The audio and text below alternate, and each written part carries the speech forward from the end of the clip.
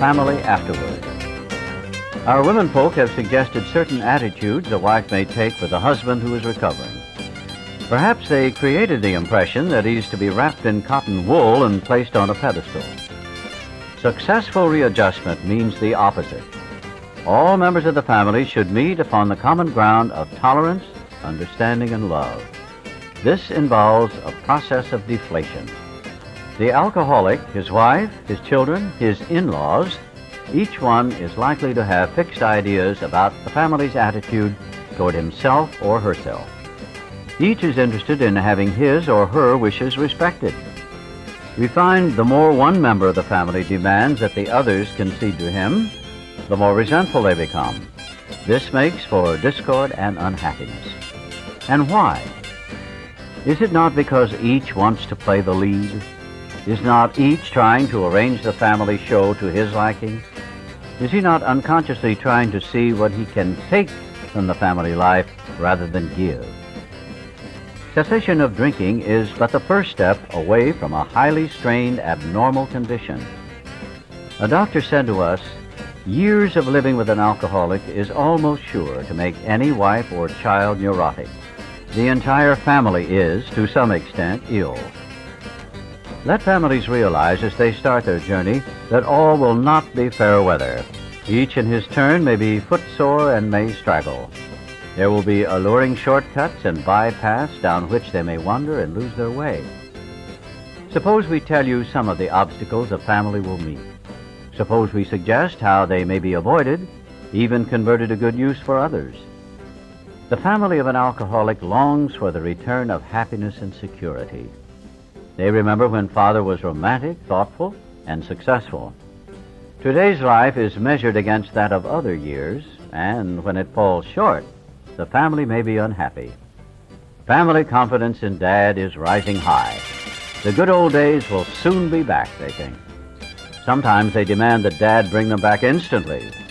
God, they believe, almost owes this recompense on a long overdue account. But the head of the house has spent years in pulling down the structures of business, romance, friendship, health. These things are now ruined or damaged. It will take time to clear away the wreck. Though old buildings will eventually be replaced by finer ones, the new structures will take years to complete.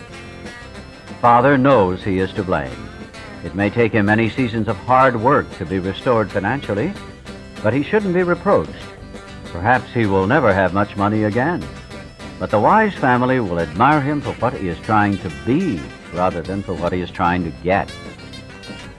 Now and then the family will be plagued by specters from the past. For the drinking career of almost every alcoholic has been marked by escapades, funny, humiliating, shameful, or tragic. The first impulse will be to bury these skeletons in a dark closet and padlock the door. The family may be possessed by the idea that future happiness can be based only upon forgetfulness of the past. We think that such a view is self-centered and in direct conflict with the new way of living. Henry Ford once made a wise remark to the effect that experience is the thing of supreme value in life. That is true only if one is willing to turn the past to good account. We grow by our willingness to face and rectify errors and convert them into assets. The alcoholic's past thus becomes the principal asset of the family, and frequently it is almost the only one. This painful past may be of infinite value to other families still struggling with their problem. We think each family which has been relieved owes something to those who have not, and when the occasion requires, each member of it should be only too willing to bring former mistakes, no matter how grievous, out of their hiding places. Showing others who suffer how we were given help is the very thing which makes life seem so worthwhile to us now. Cling to the thought that in God's hands, the dark past is the greatest possession you have, the key to life and happiness for others. With it, you can avert death and misery for them. It is possible to dig up past misdeeds so they become a blight, a veritable plague. For example, we know of situations in which the alcoholic or his wife have had love affairs. In the first flush of spiritual experience, they forgave each other and drew closer together. The miracle of reconciliation was at hand. Then, under one provocation or another, the aggrieved one would unearth the old affair and angrily cast its ashes about. A few of us have had these growing pains, and they hurt a great deal. Husbands and wives have sometimes been obliged to separate for a time until new perspective, new victory over hurt pride could be re-won. In most cases, the alcoholics survive this ordeal without relapse, but not always. So we think that unless some good and useful purpose is to be served, past occurrences should not be discussed. We families of Alcoholics Anonymous keep few skeletons in the closet. Everyone knows about the other's alcoholic troubles. This is a condition which in ordinary life would produce untold grief. There might be scandalous gossip, laughter at the expense of other people, and a tendency to take advantage of intimate information. Among us, these are rare occurrences. We do talk about each other a great deal, but we almost invariably temper such talk by a spirit of love and tolerance. Another principle we observe carefully is that we do not relate intimate experiences of another person unless we are sure he would approve. We find it better, when possible, to stick to our own stories. A man may criticize or laugh at himself, and it will affect others favorably. But criticism or ridicule coming from another often produces the contrary effect. Members of a family should watch such matters carefully, for one careless, inconsiderate remark has been known to raise the very devil. We alcoholics are sensitive people. It takes some of us a long time to outgrow that serious handicap. Many alcoholics are enthusiasts. They run to extremes. At the beginning of recovery, a man will take, as a rule, one of two directions. He may either plunge into a frantic attempt to get on his feet in business, or he may be so enthralled by his new life that he talks or thinks of little else. In either case, certain family problems will arise. With these, we have had experience galore. We think it dangerous if he rushes headlong at his economic problem. The family will be affected also, pleasantly at first, as they feel their money troubles are about to be solved, then not so pleasantly as they find themselves neglected. Dad may be tired at night and preoccupied by day. He may take small interest in the children and may show irritation when reproved for his delinquencies. If not irritable, he may seem dull and boring, not gay and affectionate as the family would like him to be. Mother may complain of inattention. They are all disappointed and often let him feel it. Beginning with such complaints, a barrier arises.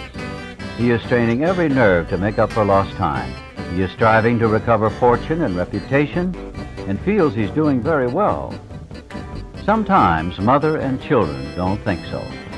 Having been neglected and misused in the past, they think father owes them more than they're getting. They want him to make a fuss over them. They expect him to give them the nice times they used to have before he drank so much, and to show his contrition for what they suffered. But Dad doesn't give freely of himself. Resentment grows. He becomes still less communicative. Sometimes he explodes over a trifle. The family is mystified. They criticize, pointing out how he is falling down on his spiritual program. This sort of thing can be avoided. Both father and the family are mistaken, though each side may have some justification. It is of little use to argue and only makes the impasse worse. The family must realize that Dad, though marvelously improved, is still convalescing. They should be thankful he is sober and able to be of this world once more. Let them praise his progress. Let them remember that his drinking wrought all kinds of damage that may take long to repair. If they sense these things, they will not take so seriously his periods of crankiness, depression, or apathy, which will disappear when there is tolerance, love, and spiritual understanding. The head of the house ought to remember that he is mainly to blame for what befell his home. He can scarcely square the account in his lifetime, but he must see the danger of over-concentration on financial success. Although financial recovery is on the way for many of us, we found we could not place money first. For us, material well-being always followed spiritual progress. It never preceded. Since the home has suffered more than anything else, it is well that a man exert himself there. He is not likely to get far in any direction if he fails to show unselfishness and love under his own roof. We know there are difficult wives and families, but the man who is getting over alcoholism must remember he did much to make them so. As each member of a resentful family begins to see his shortcomings and admits them to the others, he lays a basis for helpful discussion. These family talks will be constructive if they can be carried on without heated argument, self-pity, self-justification, or resentful criticism. Little by little, mother and children will see they ask too much, and father will see he gives too little. Giving, rather than getting, will become the guiding principle. Assume, on the other hand, that father has, at the outset, a stirring spiritual experience. Overnight, as it were, he is a different man. He becomes a religious enthusiast. He is unable to focus on anything else. As soon as his sobriety begins to be taken as a matter of course, the family may look at their strange new dad with apprehension, then with irritation. There is talk about spiritual matters morning, noon, and night. He may demand that the family find God in a hurry, or exhibit amazing indifference to them, and say he is above worldly considerations.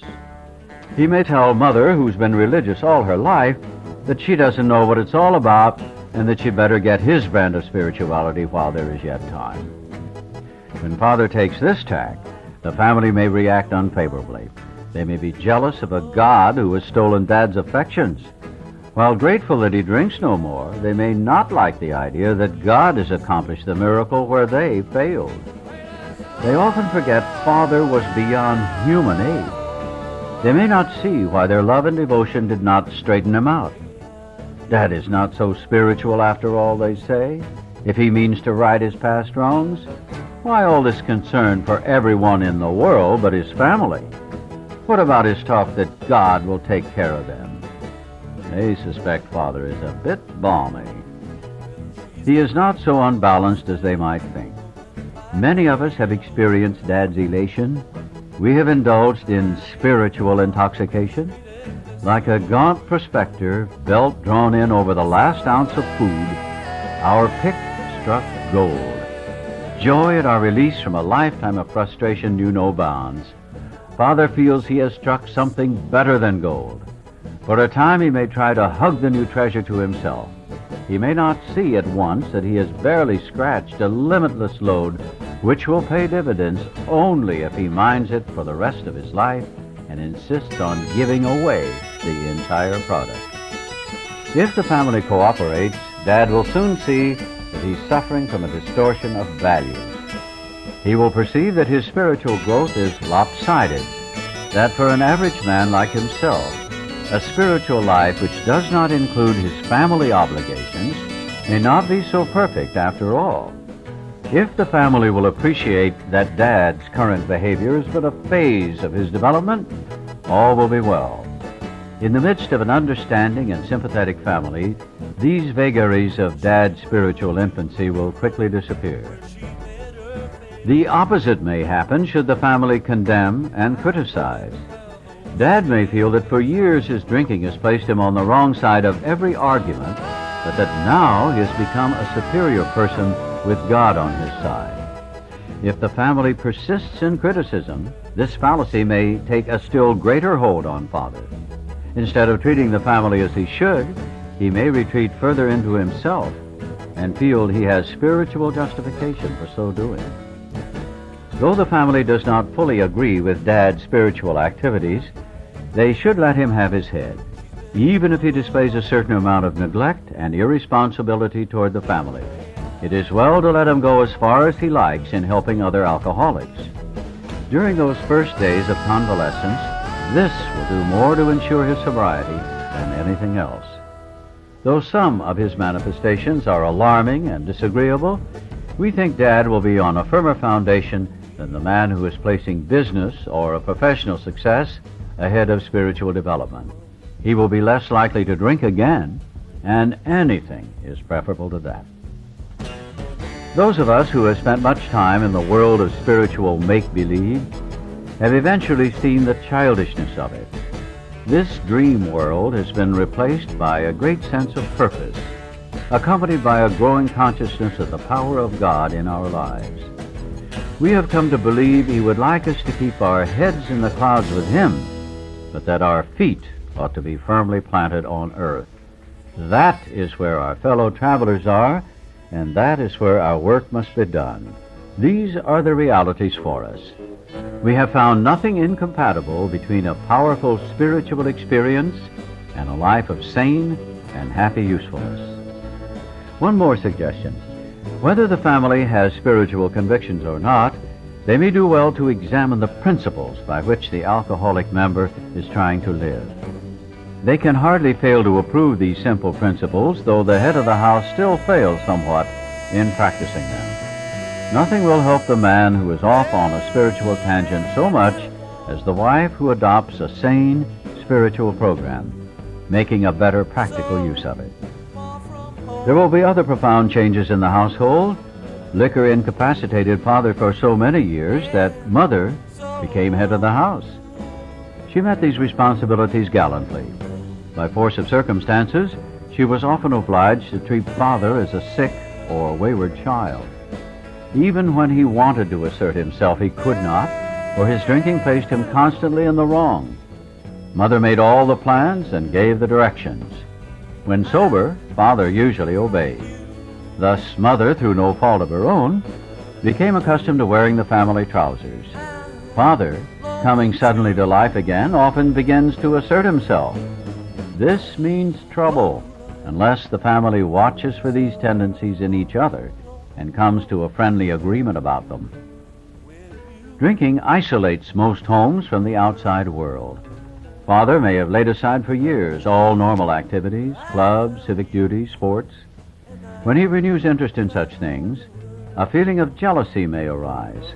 The family may feel they hold a mortgage on Dad so big no equity should be left for outsiders. Instead of developing new channels of activity for themselves, mother and children demand that he stay home and make up the deficiency. At the very beginning, the couple ought to frankly face the fact that each will have to yield here and there if the family is going to play an effective part in the new life.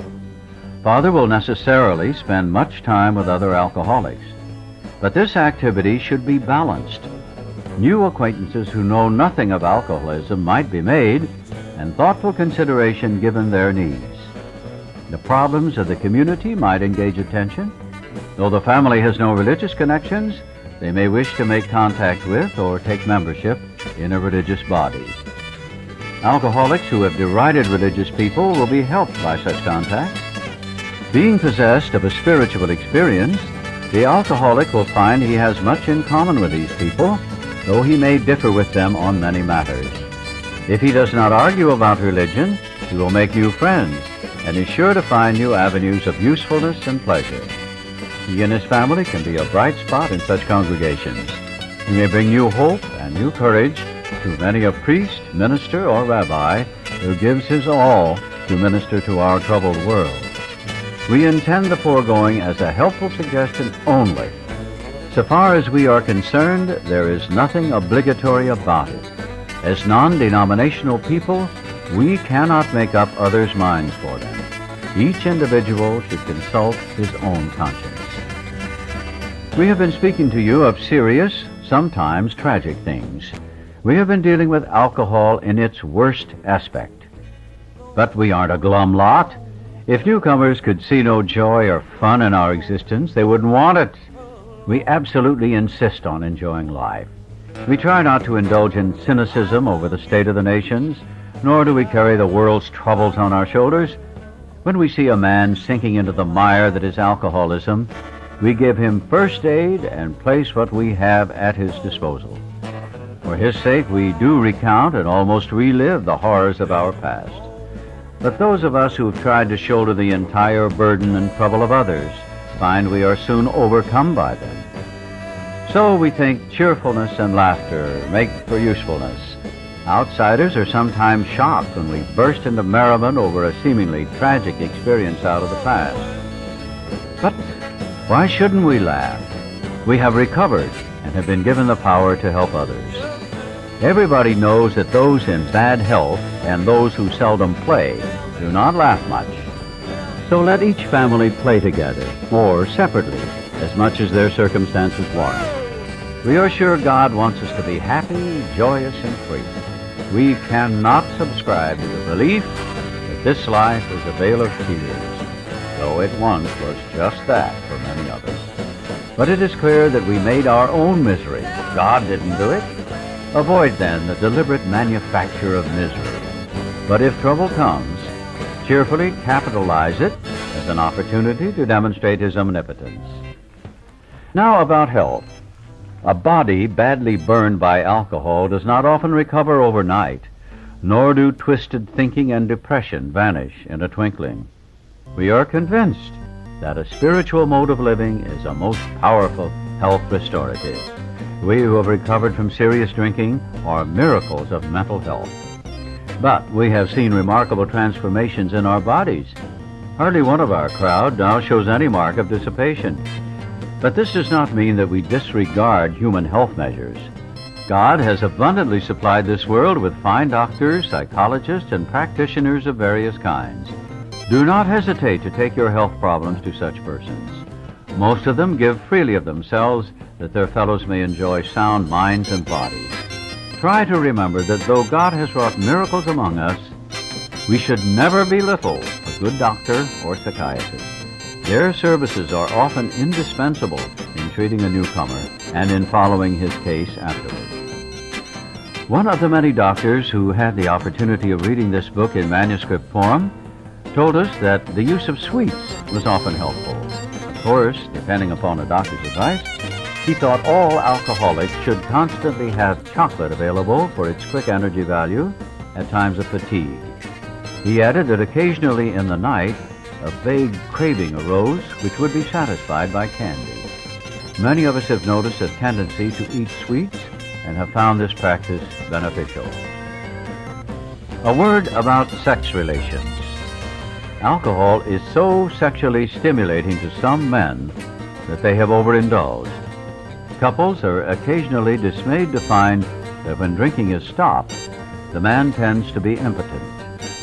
Unless the reason is understood, there may be an emotional upset. Some of us had this experience, only to enjoy, in a few months, a finer intimacy than ever. There should be no hesitancy in consulting a doctor or psychologist if the condition persists. We do not know of many cases where this difficulty lasted long. The alcoholic may find it hard to reestablish friendly relations with his children. Their young minds were impressionable while he was drinking. Without saying so, they may cordially hate him for what he's done to them and to their mother. The children are sometimes dominated by a pathetic hardness and cynicism. They cannot seem to forgive and forget. This may hang on for months, long after their mother has accepted Dad's new way of living and thinking. In time, they will see that he is a new man, and in their own way, they will let him know it. When this happens, they can be invited to join in morning meditation, and then they can take part in the daily discussion without rancor or bias. From that point on, progress will be rapid. Marvelous results often follow such a reunion. Whether the family goes on a spiritual basis or not, the alcoholic member has to if he would recover. The others must be convinced of his new status beyond the shadow of a doubt. Seeing is believing to most families who have lived with a drinker. Here is a case in point. One of our friends is a heavy smoker and coffee drinker. There is no doubt he overindulged. Seeing this, and needing to be helpful, his wife commenced to admonish him about it. He admitted he was overdoing these things, but frankly said that he was not ready to stop. His wife is one of those persons who really feels there is something rather sinful about these commodities, so she nagged. and her intolerance finally threw him into a fit of anger. He got drunk. Of course, our friend was wrong, dead wrong. He had to painfully admit that and mend his spiritual fences. Though he is now a most effective member of Alcoholics Anonymous, he still smokes and drinks coffee, but neither his wife nor anyone else stands in judgment. She sees she was wrong to make a burning issue out of such a matter when his more serious ailments were being rapidly cured. We have 3 little mottos which are apropos. Here they are. First things first, live and let live. Easy does it.